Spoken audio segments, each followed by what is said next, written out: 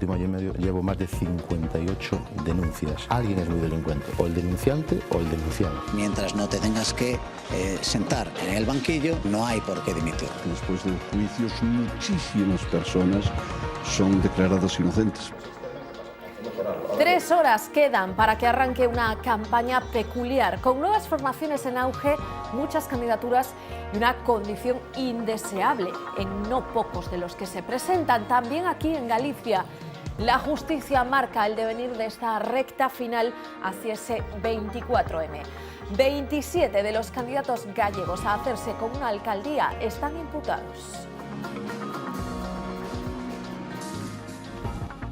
Buenas noches, enseguida pulsamos el ambiente previo al pistoletazo de salida de la campaña, que viene acompañado por el último sondeo del CIS, ese que dice que el PP repetiría victoria en las generales, pero con un PSOE pisándole los talones. Los socialistas recuperarían la segunda posición en detrimento de Podemos, que bajaría sensiblemente respecto a la anterior encuesta. Ciudadanos irrumpiría como cuarto partido más votado, muy cerca de la formación de Pablo Iglesias. En Santiago de Compostela, el barómetro sitúa al PP de Agustín Hernández como el más votado, aunque lejos de la mayoría. Entre 9 y 10 concejales conseguirían, 6 o 7 el PSOE, 5 Compostela Aberta y Ciudadanos y BNG 2 cada uno. Y a la campaña, que está ya a punto de empezar, se sube la organización terrorista ETA con un anuncio. Está dispuesta a entregar las armas. Exactamente, y como dice hoy en un comunicado, a compartir con el gobierno vasco y el resto de agentes políticos y sociales el diseño de un proceso de desarme. La banda se dirige a todos los organismos en favor de una solución que suponga entablar el diálogo y superar las consecuencias del conflicto.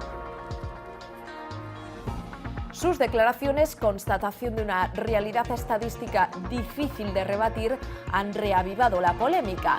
El aeropuerto de Oporto, dijo el alcalde de la ciudad en su visita a nuestra comunidad, es el mayor de Galicia. Feijóo le ha dado hoy la razón, Caballero ha estallado.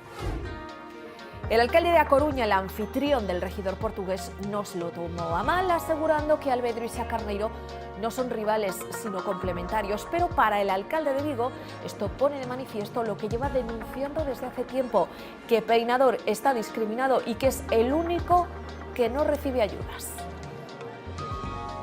Si non coordinamos os aeroportos galegos, o aeroporto de Porto é imbatible.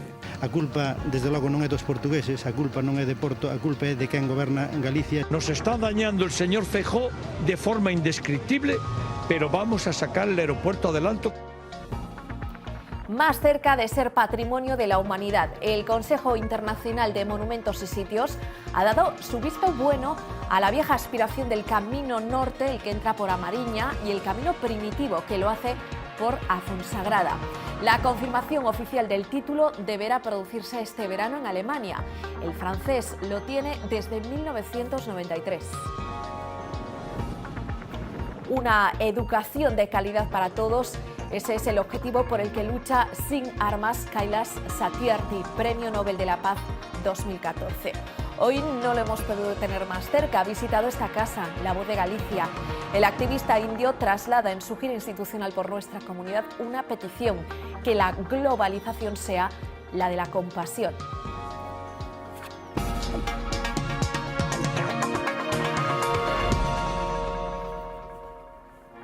El PP repetiría victoria en las generales con el PSOE pisándole los talones, el primero con el 25,6% de los votos, el segundo con el 24,3%. Es el escenario electoral que dibuja el último barómetro del CIS. Los socialistas recuperarían su carácter de segunda fuerza, pasando por encima de un Podemos que se quedaría con el 16,5% de los apoyos. Ciudadanos irrumpiría como cuarto partido más votado con el 13,8% de las papeletas, muy cerca de la formación de Pablo Iglesias. Izquierda Unida caería hasta la quinta posición. Sorpresas las que deja este barómetro del CIS. Han pasado tan solo 3 meses desde que se publicó su último sondeo, pero las expectativas de los distintos partidos han cambiado, y mucho. Llama la atención la recuperación del PSOE, que suma más de 2 puntos en estimación de voto. Lo hace apoyado en la buena imagen de Pedro Sánchez, el segundo político mejor valorado del hemiciclo, con una nota de 3,59. Mientras los socialistas remontan, los de Pablo Iglesias se desinflan. La formación de los círculos pierde más de 7 puntos con respecto al barómetro de enero. Mucho menos pierde el PP, se deja 1,7 puntos en estimación de voto, liderado por un Rajoy que obtiene una nota de 2,49. Por el contrario, Ciudadanos experimenta la mayor subida, más de 13 puntos. Su presencia en el barómetro anterior se limitaba a un residual 0,3%. Antes de llegar a esas generales, muchos españoles pasarán por las urnas para elegir a sus gobiernos autonómicos. Según el CIS, la mayoría seguirá en manos de los populares, aunque los de Rajoy dirán adiós a más de una mayoría absoluta. Este es el mapa autonómico actual, azul, PP, y este es el que arroja el CIS, donde sigue mandando el azul, pero es mucho menos intenso. El Partido Popular pierde la mayoría absoluta en todas las comunidades autónomas en las que gobierna, excepto en Castilla-León. Los socialistas recuperan Extremadura y mantienen Asturias. Analicemos ahora alguna de estas comunidades. Madrid. El Partido Popular aguanta y aguanta bien. Su mayoría es bastante amplia, le saca 20 escaños al PSOE, que es segundo, pero necesitaría de Ciudadanos para poder formar gobierno. Valencia. Fabra mantiene al PP como fuerza más votada, pero él también necesitaría Ciudadanos para gobernar por la mínima, porque la suma de la izquierda es prácticamente la misma. Castilla-La Mancha, victoria de Cospedal, pero muy ajustada. Otra vez Ciudadanos será clave. Aquí hay hambre de cambio. En Extremadura sí hay cambio. El PSOE es el partido más votado, pero sin mayoría absoluta. Monago, con Ciudadanos, suma menos que la alternativa de izquierda. Navarra, una de las comunidades con un gobierno más incierto, 8 grupos distintos que tendrán que ponerse de acuerdo. Hace 4 años Podemos era solo una semilla plantada en la Puerta del Sol de Madrid. Hace 4 años Ciudadanos conseguía 7 concejales en toda Cataluña. El próximo 24 de mayo, Ciudadanos y Podemos serán la clave de bóveda que sujetará al PP o al PSOE en muchas de las 13 comunidades autónomas en juego. Los populares reeditan victoria en número de escaños en todas las comunidades autónomas en las que ya gobiernan, excepto en una, en Extremadura. Ganarse a Ciudadanos, sin embargo, será imprescindible para el PP en todas esas comunidades en las que gana, por ejemplo, Valencia o Madrid. Las buenas noticias para los socialistas se cumplen en Extremadura y Asturias. En la presidencia extremeña, Guillermo Fernández Vara podría arrebatar el puesto a José Antonio Monago y Javier Fernández repite en la asturiana. Pero en ambos casos, el pacto con Podemos se hace imprescindible. PP y PSOE se vuelven a colocar como las dos fuerzas principales del país, pero los pactos seguirán siendo fundamentales. Aún así, ambos partidos han recibido y con optimismo los resultados del sondeo, especialmente la caída de Podemos. El CIS lo que viene a decir es que el Partido Popular sigue siendo el partido en el que confían de forma mayoritaria los españoles. Vemos los vaivenes que hay en otras fuerzas políticas que vienen detrás.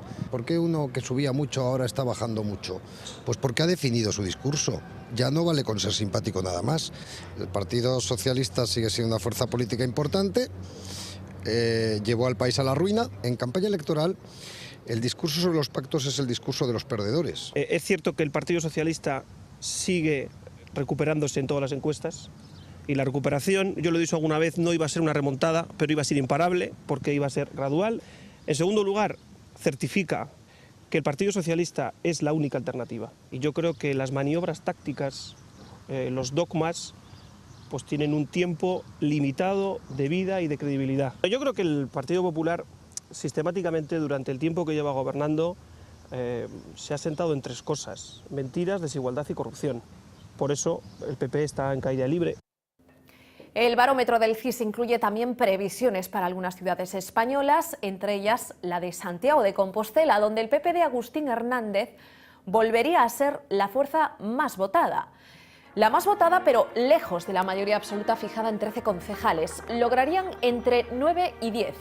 El segundo puesto se lo quedaría el PSOE, con entre 6 y 7 ediles. Según el CIS, la entrada de Compostela a Berta de Martiño Noriega se apoyaría en 5 concejales y Ciudadanos se estrenaría con 2, los mismos que el Bénega. Ese es el vaticinio tras pasar por las cocinas del CIS, porque las respuestas a la intención de voto directa colocan a la Marea liderada por Noriega como segunda fuerza del consistorio, el mismo lugar que ya vaticinaba el último sondeo de Sondaxe para La Voz de Galicia. Habería dúas posibilidades cara ao 24 de maio, ou un partido concreto, un programa concreto que encarna o Partido Popular, ou unha mistura de 5 ou 7 partidos perdedores. O certo é que a enquisa de verdade do 24 de maio, cando pechen as urnas pola noite, se faga o reconto, non? Esa é a realidade. Mentres tanto, pois nós imos seguir como estamos ata o de agora, pois con moitísima confianza no noso proxecto. Eu creo que é unha enquisa caducada xa, non foi feita a principios de abril, cando Compostela Verde estaba no proceso de primarias, e nos pensamos que a día de hoxe as expectativas son incluso moi superiores ás que marca a enquisa. Eu creo que o que estamos ante o escenario político electoral máis aberto da historia desde o comezo da democracia en Santiago de Compostela. El PP es el partido de la mayoría y las nuevas formaciones son modas. Así ha respondido Núñez Feijóo a la encuesta del CIS, que ha irrumpido un Consejo de la Xunta con tintes claramente electorales. El presidente gallego no perdió la oportunidad de vender los compromisos cumplidos por su gobierno y demostrar al PP como el partido de la estabilidad. Núñez Feijóo apuró hoy el camino hacia el 24 de mayo. Las expectativas son gañar. Con esta convicción se adelantó a la campaña de las municipales, que irrumpió en un Consejo de la Xunta marcado por las elecciones y por un invitado de última hora, la encuesta del CIS. Acredita que o Partido Popular sigue sendo a forza, según a enquisa do CIS, preferida polos ciudadanos. O Partido Popular estou convencido que vai a obter maior apoio electoral que o que se refiren ás enquisas. Está desmoronando os novos partidos que xurden en semanas ou en meses. Cada vez máis se valora menos a inexperiencia. Experiencia que quiso poner en valor en el caso del PP, sacando el as al que siempre recurre, el nuevo hospital de Vigo, al que se trasladarán ya este verano las consultas externas. Acreditar que se pode, si se quere, e si se ten prioridades sanitarias, facer un hospital en 4 anos. Ya lo anunció en el Parlamento, la ciudad en la que más invierte es Vigo y probablemente la ciudad donde más tendrá que esforzarse en que el mensaje cale. Si os ciudadanos queren, nos ofrecemos estabilidade para os próximos 4 anos. De momento arranca la campaña, dice, con más trabajo que en el 2011. Una campaña que el líder de los populares ha decidido arrancar en Vigo. En la ciudad olívica se va a implicar de lleno Núñez Feijóo. A las 12 de la noche el presidente del PPDG inaugurará la campaña electoral en Vigo, en la plaza de Compostela. Feijóo acude a arropar a su candidata, Elena Muñoz.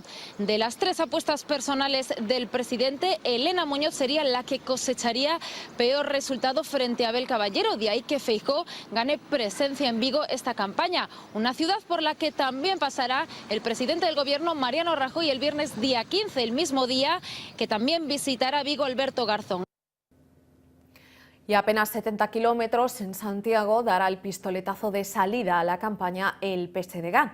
El líder de los socialistas gallegos, José Ramón Gómez Besteiro, ha optado por arropar en esta primera noche al candidato compostelano. El líder de los socialistas gallegos, José Ramón Gómez Besteiro, ha escogido Santiago para comenzar la campaña. Estará aquí en la Plaza de Praterías apoyando a la candidatura compostelana. También vendrá a tierras gallegas el secretario general del Partido Socialista, Pedro Sánchez. Estará en Vigo y también se sumará a la campaña de los socialistas. Aquí en Galicia, el expresidente del gobierno, José Luis Rodríguez Zapatero, le estará el próximo día 19 en A Coruña. Los líderes de las formaciones políticas gallegas optan por el eje atlántico. El portavoz nacional del Bénega, Xavier Vence, empezará la campaña en la ciudad de A Coruña. El acto central tendrá lugar a las 12 menos cuarto en el rectorado de la universidad. El de cierre será dentro de 2 semanas en Vigo. Los nacionalistas prometen una campaña sobria y austera con actos imaginativos y diferentes. Y para muestra un botón, esta mañana el candidato del bloque a la alcaldía de Santiago se dio a conocer sirviendo cafés ante la estación de autobuses de Compostela, acompañados de Galletas Galicia. Rubén Cela estuvo arropado de un Xavier Vence muy optimista. Esperamos por... Pois afrontámola con moita ilusión. Nos creo que estamos en boas condicións para darlle a batalla ao Partido Popular en todo o país. Creo que a experiencia de gobernos do BNG nas dúcias de concellos que gobernamos é un auténtico escaparate do cual podemos presumir e estar orgullosos das realizacións, da capacidade, da iniciativa, da creatividade que evidencian os nosos gobernos municipais. Pero en esta campaña hay mucho más que 3 jugadores. Fuerzas emergentes como Ciudadanos, Mareas, movimientos vecinales. Todos podrán a partir de esta noche empezar a pedir el voto para conseguir su objetivo, acceder a las corporaciones de Galicia. Aunque se quejan de que no todos lo harán en las mismas condiciones, varias de las formaciones que se estrenan en Lugo se sienten discriminadas por los lugares que se les han asignado para pegar los carteles. Aseguran que han sido relegados a puntos distantes del centro de la ciudad. Como forma de protesta, Foro Lugo Ciudadanos y Alternativa Cidadán de Esquerda arrancarán la campaña con un acto simbólico delante del concello. Campaña de municipales que estará marcada inevitablemente por la justicia. Hasta 27 de los candidatos a la alcaldía en nuestra comunidad se enfrentan a las elecciones bajo el peso de una imputación. En el último año y medio llevo más de 58 denuncias. Ernesto Anido se presenta por el PP a la reelección como alcalde de Sada, en A Coruña. Tiene 3 imputaciones pendientes, una de ellas por prevaricación administrativa. Dice que son parte de una estrategia de acoso. A uno, bueno, pues lo achicharran a denuncias, ¿no? Alguien es muy delincuente, o el denunciante o el denunciado. No es el único, los candidatos socialistas a las alcaldías de Lugo y Ourense están en la misma situación. Hay que esperar que haya un juicio, porque después del juicio muchísimas personas son declaradas inocentes. Un militante le recuerda a Barquero que dijo que dimitiría si era acusado y sin embargo no lo ha hecho. Te equivocaste. No, bueno. Te equivocaste, es la coherencia. Escúchame. El código ético dice exactamente que mientras no te tengas que sentar en el banquillo, pues no hay por qué dimitir. A eso se agarran y así hasta 27 candidatos que hacen precampaña en los juzgados, 24 de ellos actualmente en el poder, mientras los principales partidos colman sus programas de medidas anticorrupción. La línea donde se ha trazado es en la apertura del juicio oral. Imputación no equivale a condena, dicen, y el trato a sus procesados es muy dispar. Hay imputaciones e imputaciones. Con los ojos puestos en Chávez y Griñán, se difumina la situación de quienes aspiran a ganar en las urnas dentro de 17 días. Prácticamente ninguna de las 13 comunidades que concurre a las elecciones de mayo se libra de tener imputados en sus listas. 24 horas después de las declaraciones del alcalde de Oporto sobre Sá Carneiro, la polémica continúa. Decía ayer Rui Moreira que el aeródromo portugués será el mayor de Galicia.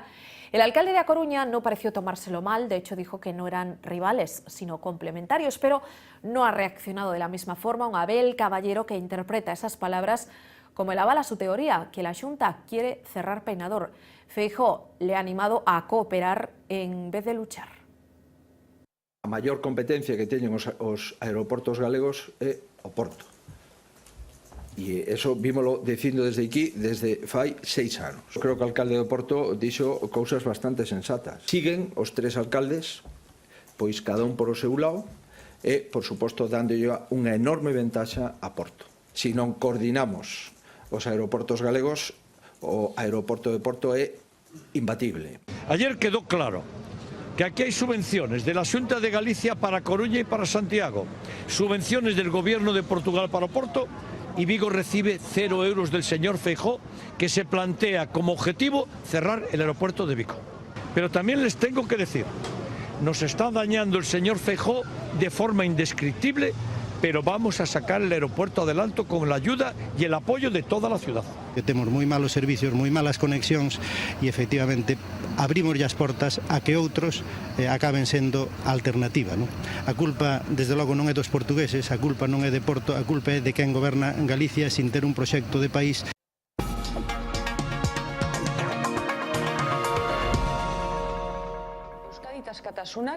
ETA está dispuesta a entregar las armas, o más exactamente dispuesta a compartir con el gobierno vasco y el resto de agentes políticos y sociales el diseño de un proceso de desarme. Lo afirma en un comunicado remitido a los diarios Berria y Gara y al portal Night. La banda terrorista se dirige a todos los organismos a favor de una solución para entablar un diálogo y superar las consecuencias del conflicto. ETA afirma que continuará con el proceso de sellado de su armamento, algo que asegura está haciendo desde principios de 2014. Galicia no podrá presumir de aeropuertos con muchos viajeros, pero sí de seguridad. En esta materia somos los cuartos de España, solo superados por Extremadura, Asturias y La Rioja. Nuestra tasa de criminalidad en un año se sitúa en 28 puntos, 16 por debajo de la media nacional. Durante el primer trimestre se cometieron 18.600 delitos y faltas, más o menos los mismos que el año pasado, y único homicidio frente a los 5 de los 3 primeros meses de 2014. Se reducen considerablemente los robos, sin embargo aumentan en las estafas un 50% en lo que va de año. Aprovechando que estamos en el mes de mayo y que ya ha empezado la campaña en la renta, sería importante que posiblemente, digo posiblemente, se puedan recibir mensajes en esa línea. Nos tengamos un aviso que sería un falso aviso seguramente de la agencia tributaria que nos puede, vamos a abrirlo y podemos caer en la trampa. Yo no sé si es un poco suposición o perspectiva policial, pero me temo que por ahí puedan venir. Hemos notado también que hay un aumento de estafas, muy pequeñas estafas, con falsos revisores de gas, electricidad, agua, etcétera. El delegado del Gobierno presente en ese acto confiaba hoy en obtener pronto algún dato o pista sobre el paradero de Socorro, la vecina de Ourense que falta de su casa desde el sábado. El operativo de búsqueda se mantiene. Este jueves un helicóptero de la Policía Nacional y efectivos de emergencias, además de la unidad canina de la Guardia Civil, peinan las orillas del Miño por donde solía hacer ejercicio. Intentan averiguar si se podría encontrar en el cauce del río. Al parecer habría sido vista por un vecino ya de regreso de su paseo. Sin descartar otras hipótesis, la que cobra más fuerza es la de una desaparición no voluntaria. Y es que esta mujer de 43 años dejó cosas preparadas en casa, además del móvil y la documentación. Y nunca hablé con ella sobre ese particular. 800 personas han sido esta mañana evacuadas del Centro de Formación de Profesores de Lugo, aunque todo formaba parte de un ejercicio preventivo. El primer simulacro que hacen dentro del recién aprobado plan de autoprotección. Se trata de un complejo de grandes dimensiones porque además de acoger esa parte dedicada a formar maestros, también dispone de una escuela de infantil y primaria con 400 alumnos.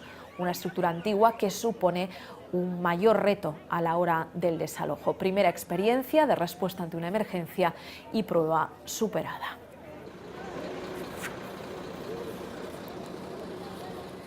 Como también ha superado la prueba, al menos la primera fase, el plan de traslado del Sorrento, el ferry incendiado hace unos días cerca de las costas de Mallorca y que desde hoy está ya en el puerto de Sagunto.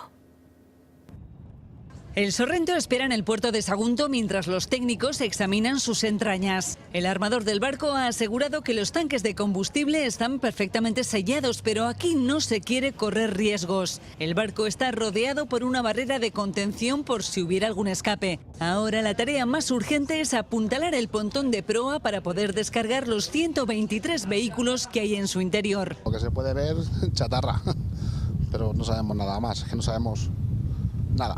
Un centenar de transportistas esperan preocupados. La mayoría se ha quedado sin camión y sin trabajo. Hay autónomos que han perdido todo, El armador solicitó atracar en este puerto porque el destino de la carga que transportaba era Valencia. La idea es poder recuperar la mercancía que no se ha quemado. Lo que ya se ha descartado es que si finalmente se repara el barco, se haga aquí.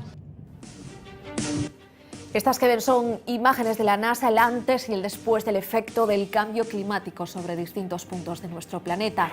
El mayor glaciar de Perú derritiéndose, el calentamiento devorando el verde Amazonas, la ciudad árabe de Riad, del desierto a la urbanización, o el mar de Aral ruso, de ser uno de los lagos más grandes del mundo, a la sequía más absoluta. Un Colorado ennegrecido por los incendios o Iowa sepultada bajo las aguas tras las inundaciones. La costa tailandesa después del tsunami y Filipinas tras el tifón es la huella del hombre sobre la tierra. A quien tiene en cuenta el factor de la sostenibilidad ambiental es el caso de la producción de agricultura ecológica, cuyo peso sigue creciendo en Galicia, algo más de un 40% durante 2014 en la provincia de A Coruña, un poco menos en el conjunto de la comunidad, un 20%. Y aunque crece, todavía estamos muy lejos de países como Suiza o Dinamarca, donde el gasto medio anual por habitante en este tipo de productos es de 200 euros.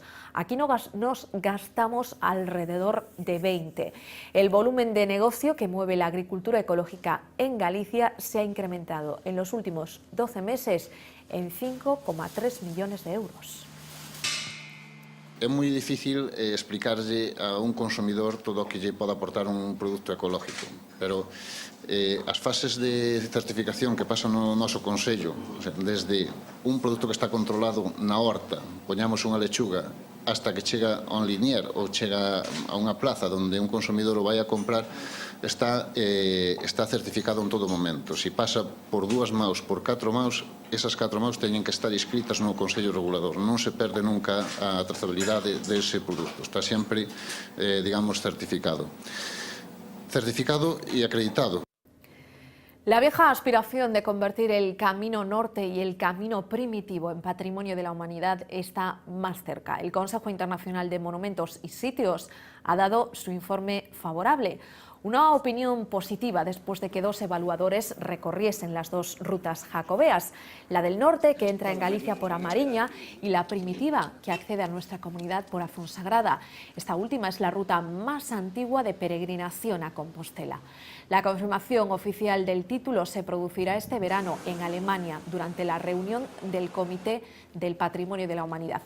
Estas rutas lograrían una distinción que ya disfruta el Camino francés desde 1993.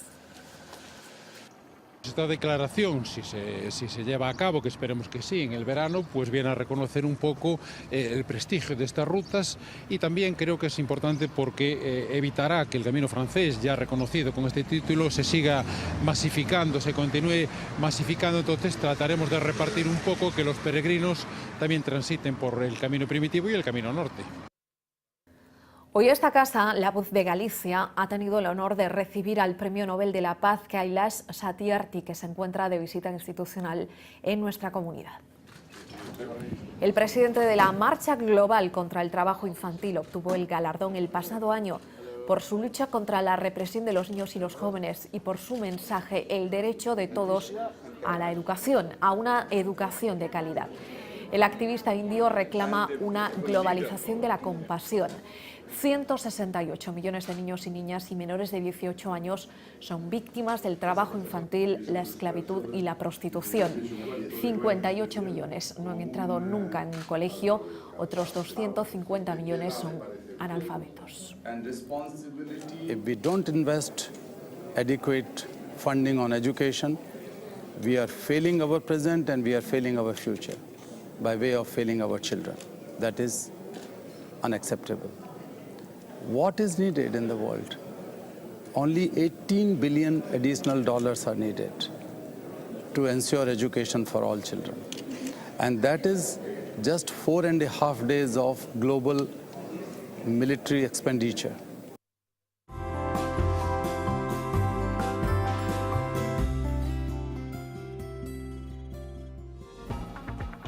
Veíamos hace unos minutos esas impresionantes imágenes de la NASA con un antes y un después de los efectos del cambio climático sobre algunos puntos, y precisamente de climas extremos vamos a hablar hoy, de circunstancias climáticas extremas. Xavi, buenas noches. Muy buenas noches, Lucía. De extremos climáticos, desde hace mucho tiempo la ciencia tiene un problema, Lucía, para establecer los extremos climáticos con el calentamiento global. Cuando se produce una ciclogénesis explosiva, un episodio de altas temperaturas, es muy difícil saber si es por el calentamiento global, pero hace unos días salió una investigación científica muy importante que por primera vez establece una relación entre el contexto actual de calentamiento y los fenómenos climáticos extremos que se están produciendo en el siglo XXI. Y te voy a poner un ejemplo.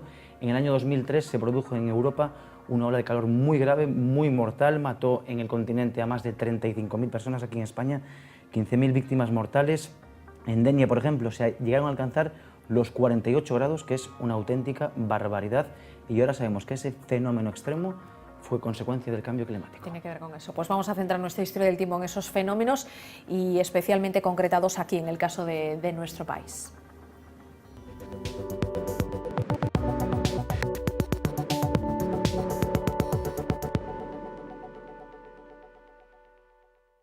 La ciencia siempre ha tenido el problema de poder asociar los fenómenos extremos actuales con el calentamiento global.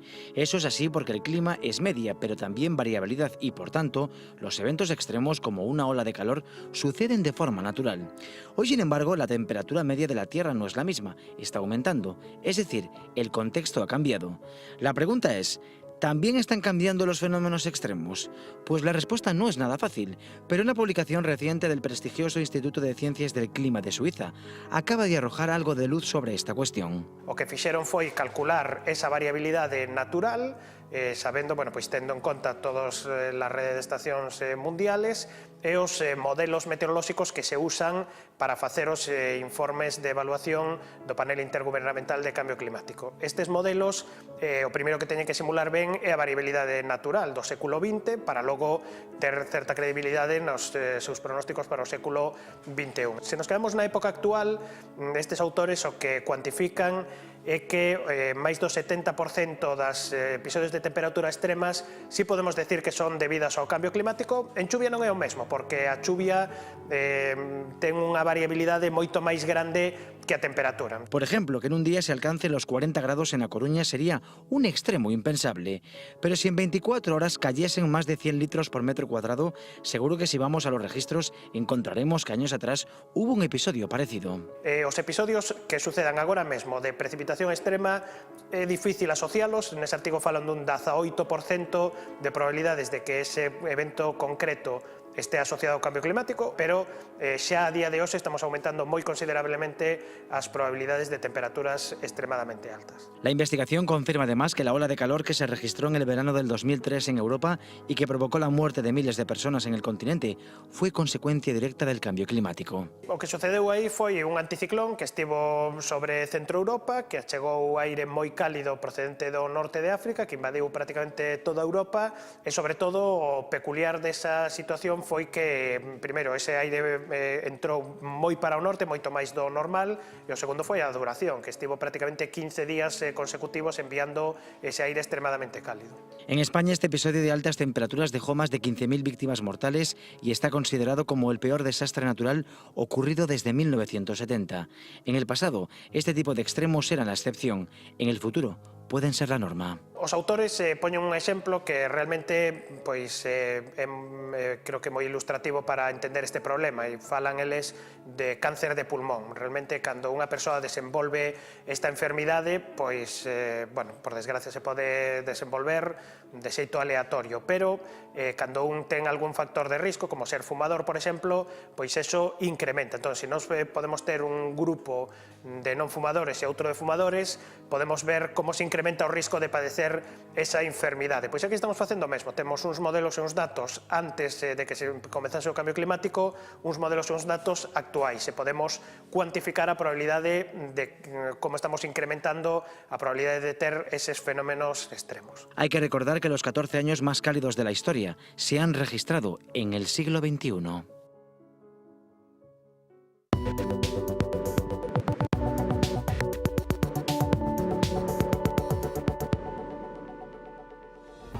Bueno, yo como siempre, Xavi, te hacemos la misma pregunta. ¿Mañana qué va a pasar?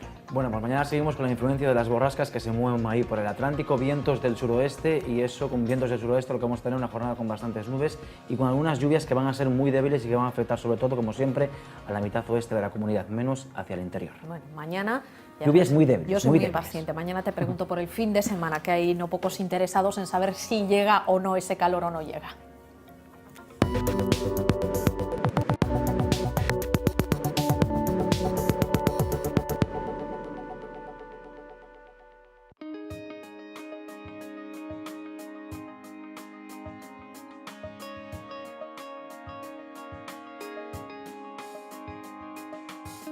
Este viernes Galicia seguirá bajo la influencia de un sistema de borrascas débiles que se mueven por el norte y que dejarán un régimen de vientos del suroeste. Van a predominar los intervalos de cielos nubosos con más nubes en las comarcas atlánticas, donde habrá precipitaciones débiles durante todo el día. Las temperaturas mínimas ascenderán moderadamente, mientras que las máximas descenderán de forma notable. Los vientos soplarán del suroeste, flojos con intervalos moderados en la costa norte.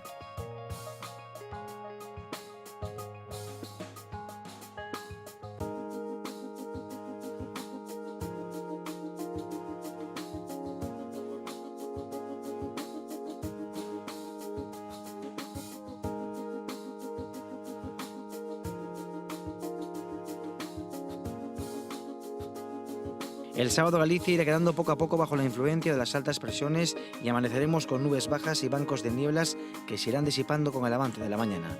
Por la tarde los cielos quedarán poco nubosos, únicamente con nubes de tipo alto. Las temperaturas mínimas experimentarán un ligero descenso, pero las máximas ascenderán, especialmente en la mitad sur. Los vientos soplarán de componente sur por la mañana e irán cambiando a componente norte por la tarde. Y el domingo Galicia quedará ya bajo la influencia de las altas presiones y por tanto se espera una jornada de tiempo seco y además con temperaturas agradables. Los cielos estarán en general poco nubosos o despejados, con intervalos de nubes altas por la mañana y nieblas costeras en la provincia de A Coruña.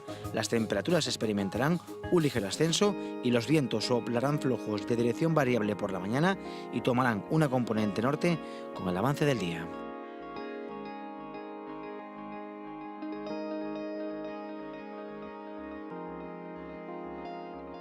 Comprobamos ahora el estado de la mar que espera este viernes. En las Rías Baixas soplará viento del suroeste con fuerza de 2 a 4, marejadilla con visibilidad de mar regular y mar de fondo del oeste con olas que podrían llegar a alcanzar los 3 metros de altura. En la costa de la Morte, viento del suroeste con fuerza de 3 hasta 5, marejada con visibilidad de mar regular y mar de fondo del oeste con olas de 1 a 2 metros.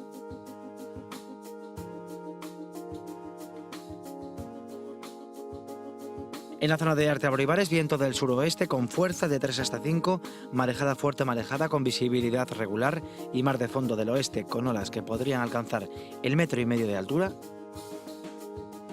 Y por último en la costa cantábrica, viento del suroeste por la mañana y del noroeste por la tarde, con fuerza de 3 hasta 6, marejada fuerte marejada con visibilidad de regular a buena y mar de fondo del noroeste con olas que van a superar el 1 metro de altura.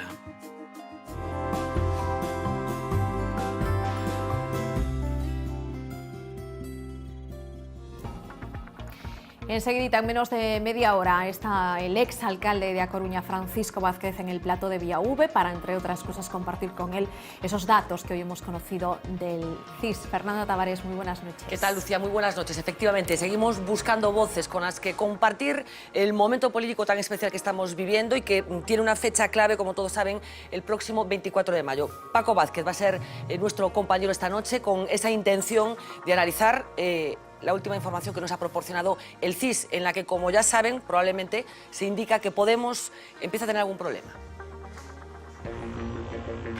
Las últimas pinceladas de este bipartidismo decadente. Nuestro objetivo en las elecciones generales es la mayoría absoluta. Pero todos sabemos que el bipartidismo ha muerto. El cielo no se toma por consenso, el cielo se toma por asalto. Proceso de descomposición en que está este régimen político. En otro sistema de partidos, en otras mayorías distintas. Otra forma de gobernar es posible. Y cuando ganemos las elecciones en el mes de noviembre, que algo ha cambiado de una manera radical. El viejo paradigma del bipartidismo ha muerto. Estamos aquí para formar gobierno, estamos aquí para cambiar el país.